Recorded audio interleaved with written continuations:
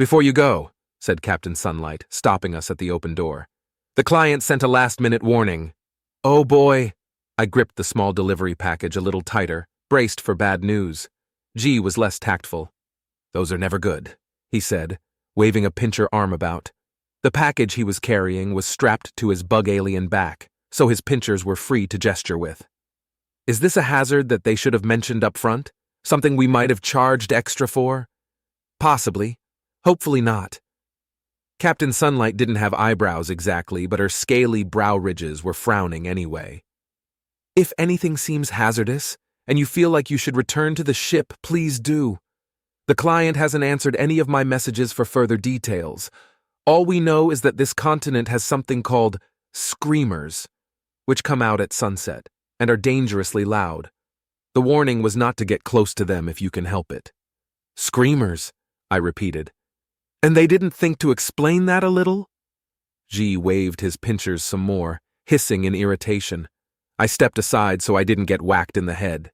Captain Sunlight didn't bother, since she was too short to be in range. "No, they didn't explain it," Captain Sunlight said. "And there isn't a settlement nearby to ask, other than this little campsite or whatever it is.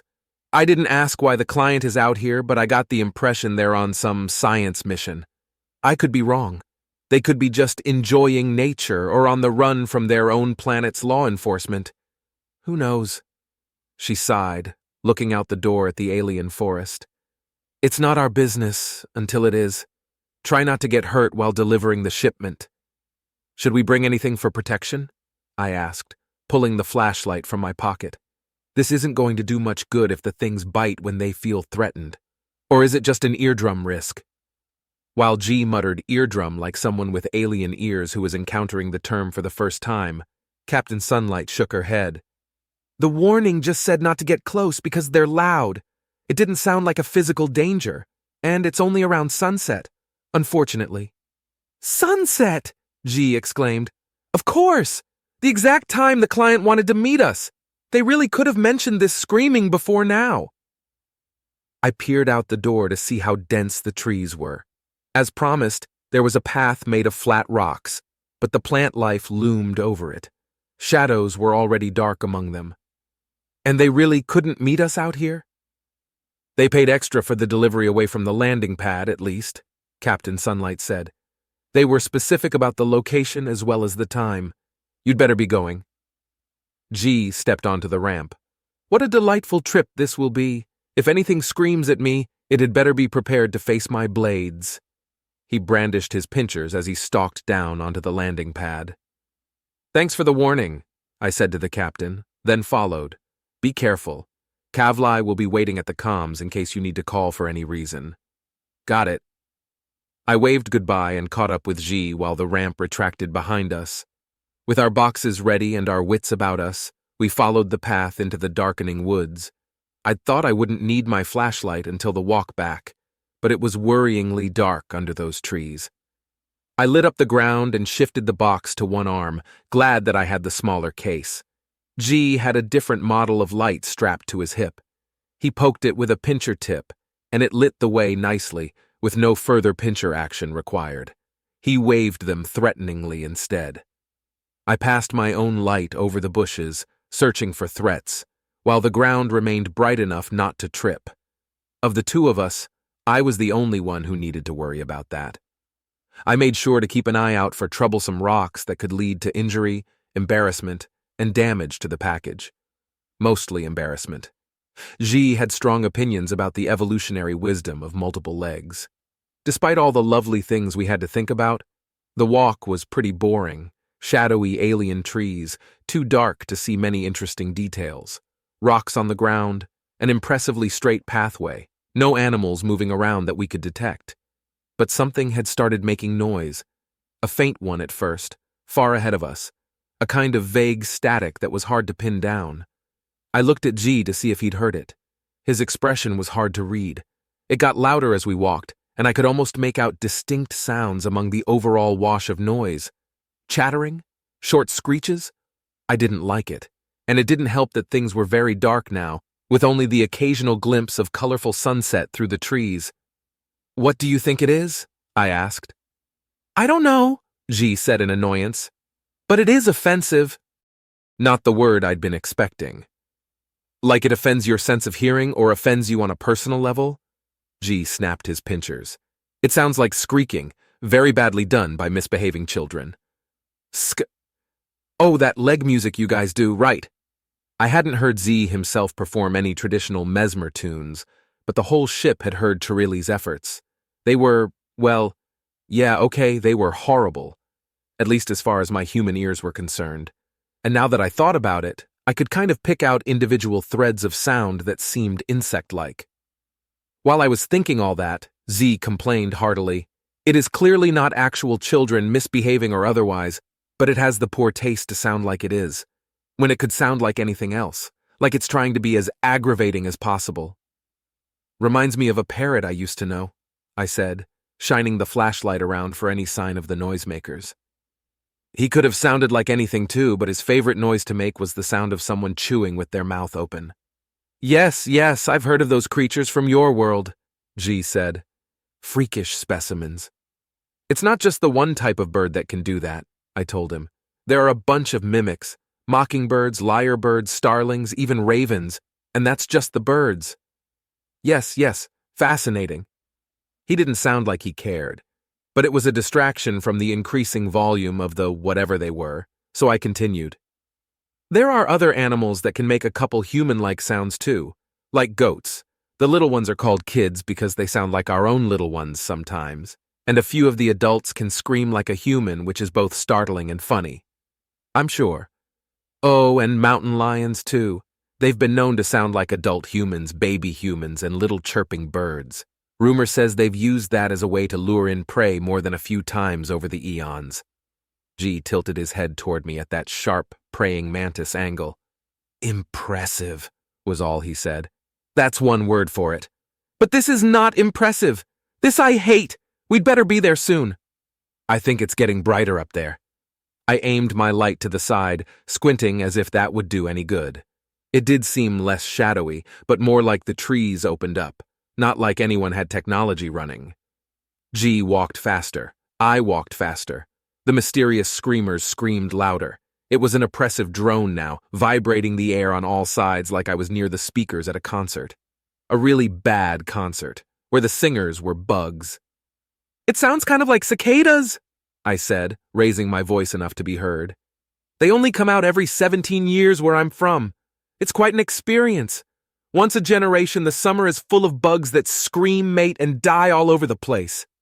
G gave me another sharp look. And how does human culture regard this squeaking-like orchestra? I imagine early societies worshipped or feared them. I shrugged, adjusting my grip on the box. Probably. Sorry to say most people consider them an annoyance now. Kind of interesting scientifically, but obnoxious to clean off your car. Oh, and they're edible. But not if you're allergic to seafood. The expression on his face now was a complicated dance of antennae and mandibles, which I chose to interpret as vaguely horrified. But before he could come up with an answer, a voice called out from the clearing ahead. Hello? Are you the delivery people? I aimed my flashlight, hoping to light up feet instead of a face. Never good to blind the client. Yes, we have your packages! I could just make out a two-legged shape, and judging by the shape of the head, I was pretty sure she was a Frillian with large head fins. Great! Set them right over here. I've got my ID somewhere. She dashed off into the droning darkness, making sounds of rummaging around that I could barely hear.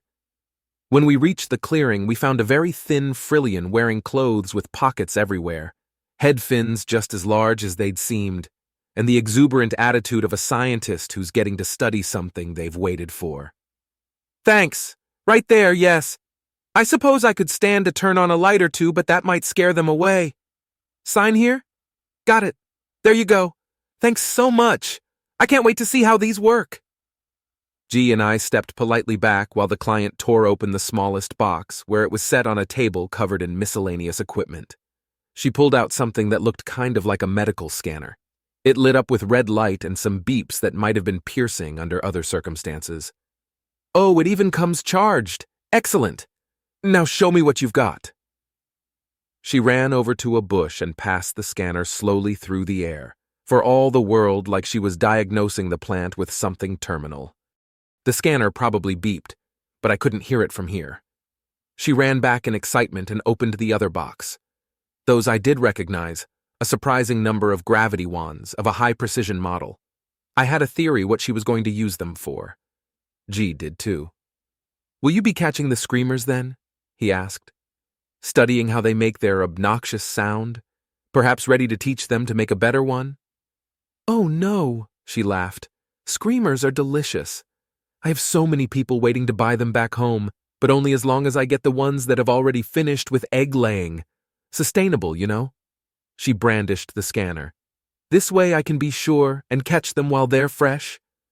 I gave my most tactful customer service nod, not looking at G. "You've got it all thought out." "Yep. I don't really need this many wands, but they were the best deal in bulk, and this way I don't have to worry about keeping just one charged. Let's see how they perform."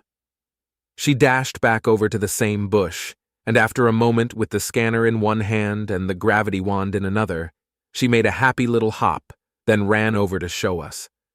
Wriggling in the gravity field was something tiny with compound eyes and kicking legs. I didn't look at G, just nodded politely and congratulated her on her catch. She thanked us again and hurried over to the table where something that looked like a portable stasis box waited. The sunset was fading into pure dark, but the droning calls of the screamers were as loud as ever. She flicked on a red light and muttered happily about lanterns that didn't make people's eyes adjust. Then she waved at us and went back to work. We walked back down the path. When we were a little ways away, I looked at G. "Yup," antennae angled into a frown. "So," I said, "a lot like cicadas then." "If you decide you want to eat the screamers, I don't want to know about it. Nah, they creep me out too. But don't tell my old college friend I said that. She was always trying to get me to be a more adventurous eater with exotic foods. I don't know where she got half of that stuff. And I don't want to know what kind of foods an omnivore would find exotic." I smiled through the loud darkness. "You sure? Most of them are meat. They probably wouldn't be that strange to you." "Such as?" "Well, there was the fermented shark." "Nope," he declared. "No rotten sea creatures, thanks. Today is vile enough already." "Yeah, that one was pretty extreme," I admitted. "Just opening a can of the stuff could clear a room in 3 seconds flat." G pointed a pincher at me. "If you ever bring any of that onto the ship, you will spend the entire voyage living in the airlock." I smiled. "Noted. No disgusting things on the ship," G grumbled. I shined my light on the bushes as we walked. "I wonder if these are safe for cats. Telly would have a great time chasing one." "No. You're right. We wouldn't want it getting stuck in the engine or something. Also that. Just a general note for you. Party pooper." And then we discussed human idioms, and the anecdote my parents had told me about a diaper incident when I was an infant, and it kept us distracted from the sound of the screamers all the way to the ship.